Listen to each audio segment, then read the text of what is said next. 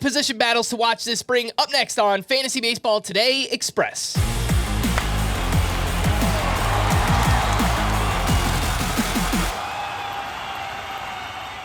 Welcome into FBT Express on Saturday, February 21st. I am Frank Stampfl, joined by Chris Towers. There are a lot of spring battles to watch this throughout spring training, but we're going to highlight 5 in particular here, and we'll predict a winner of each. Up first, Pirates shortstop. We have Nick Gonzalez against the top prospect in baseball, Connor Griffin.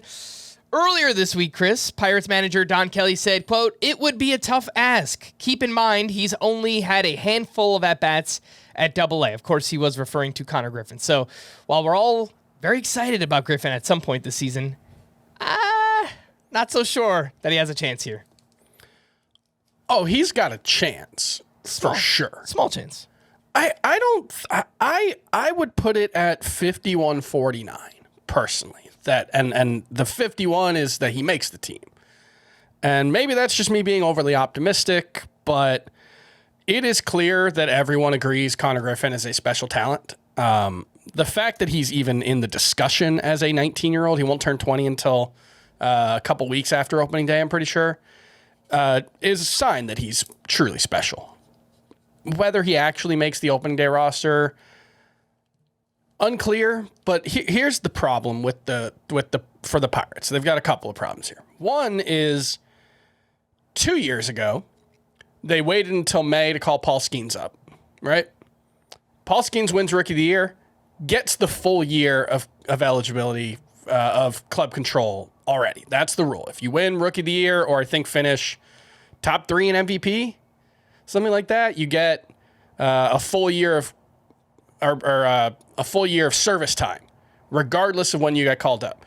If Connor Griffin's as good as the Pirates and everyone else seems to think he is, waiting until May, waiting until June, there might not be any benefit to waiting to that long to call him up. And 2, when they did that with Paul Skeens, because they didn't call him up in the first 2 weeks of the season, he wins Rookie of the Year, he wins the Cy Young the second year.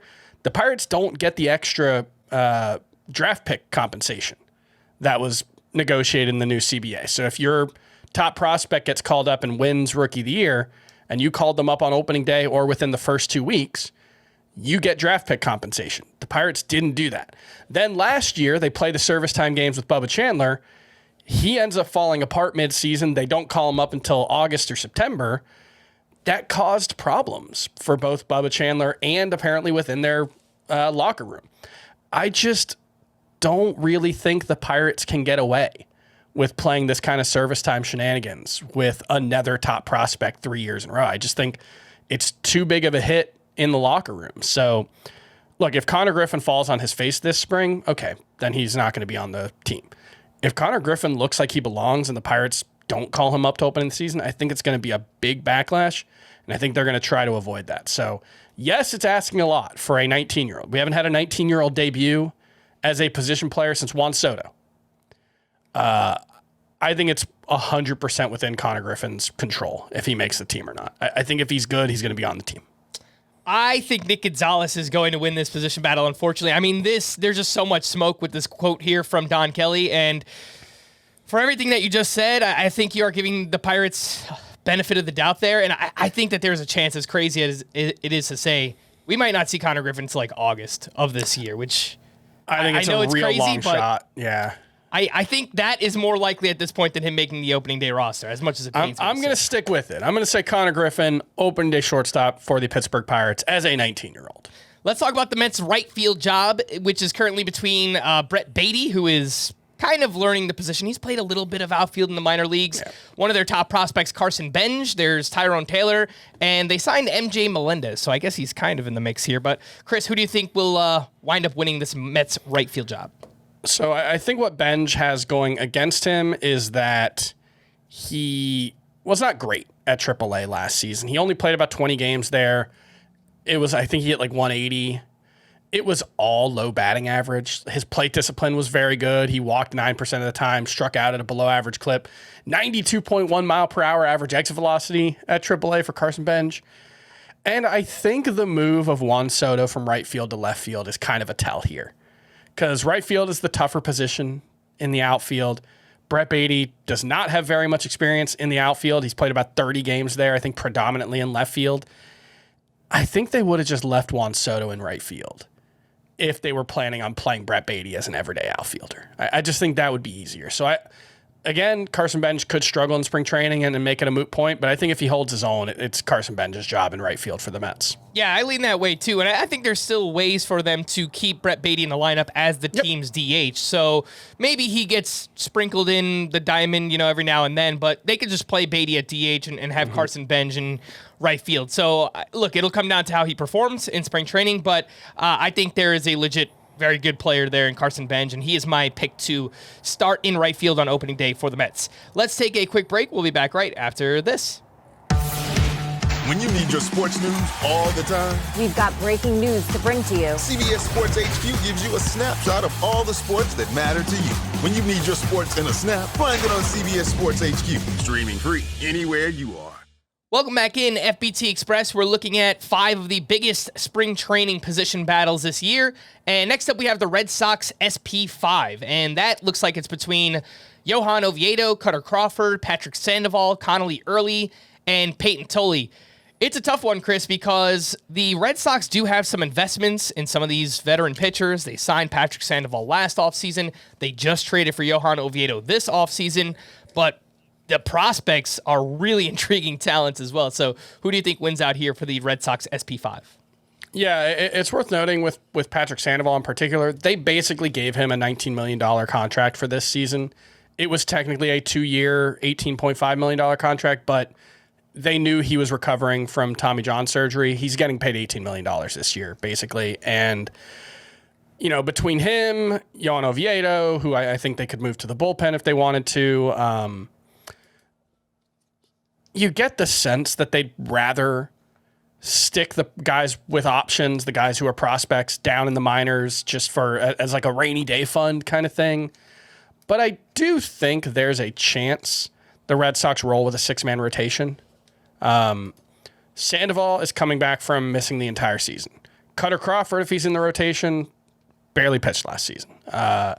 Ranger Suarez has had his issues with injuries. Garrett Crochet just threw more innings than he ever has. And I want to say I think I saw a quote that he's skipping the World Baseball Classic because of that. He wants to, avoid that competition that early. So maybe the Red Sox opt to go with a 6-man rotation and it's kind of a moot point, and maybe there's room for Connolly Early either way. I would lean towards one of the veterans, probably Patrick Sandoval if he looks okay, just because of the contract. I would guess he has that edge, but there's no guarantee there that he does pitch well. So I'll say Sandoval is probably my pick, but there's a decent chance Connolly Early is still there on opening day either way. Yeah, I would probably lean with Oviedo. He showed some flashes so far in his career. He's still he's not old by any means, obviously, and he actually looked good at times just last season with the Pirates. So I lean Oviedo, but I like Connolly Early and Peyton Tolley a lot. So I think there's a chance that those guys really perform well this spring and make it a tough decision. Ultimately, I think the Red Sox go with one of the veterans. My pick is Oviedo, but I do think we see Early and probably, hopefully, Peyton Tolley at some point this season. Yep. Let's talk about the Reds SP5. I mean, this seems crazy to me, Chris, that we're talking about this, but there was a report that Chase Burns is, quote, in the mix for the SP5 job for the Reds here. I guess we all just kind of assumed, hey, we're penciling in Chase Burns. He has disgusting stuff. He's one of the top prospects in all of baseball, but it could be semantics and hey, the young kid has to earn it type thing. So between Chase Burns, there's Rhett Lauder, who is also a prospect in his own right. Brandon Williamson, I guess, is kind of there. But who do you think winds up winning the Reds SP5 job? Chase Burns. This is a competition in name only. I understand wanting to keep things wide open and say, yeah, we're not handing anything to Chase Burns. He's only had 8 major league starts. He wasn't dominant as a rookie if you look at the ERA, but really that was just he had one bad start against Boston. I think he gave up 8 runs in 2/3 of an inning. Take that out, and the ERA was right around 3. It was elite strikeouts. He had 4 straight starts with double-digit strikeouts. There was 1 start in between that was rained out. He only pitched 1 inning in that one. I don't know. Maybe Chase Burns flops. Pitching attrition is a thing. Maybe there are multiple opportunities. I would say there's like a 1% chance that Chase Burns is not in the rotation to start the season for the Reds. He's too talented and too important for them. Yeah, I would agree with that as well. Last one here is the Mariners' second base job, and looks like it's between Cole Young and Colt Emerson, two young players in the Mariners organization here. Cole Young, I think they still like him a lot. He didn't do too much last season, and Emerson, one of their top prospects. Who do you think wins out here, Mariners' second base job? Yeah, Cole Young is not without his appeal. Right? He was at AAA last season and put up a 120 WRC plus. He's generally been a pretty good hitter throughout his minor league career. He's only 22, so I don't want to write him off entirely. I think because he has major league experience and Colt Emerson has very limited high minors experience, I would probably give the edge to Cole Young. But this is another one where I think it mostly comes down to how good Colt Emerson is in spring training. If he is just undeniable, I think he can win the job.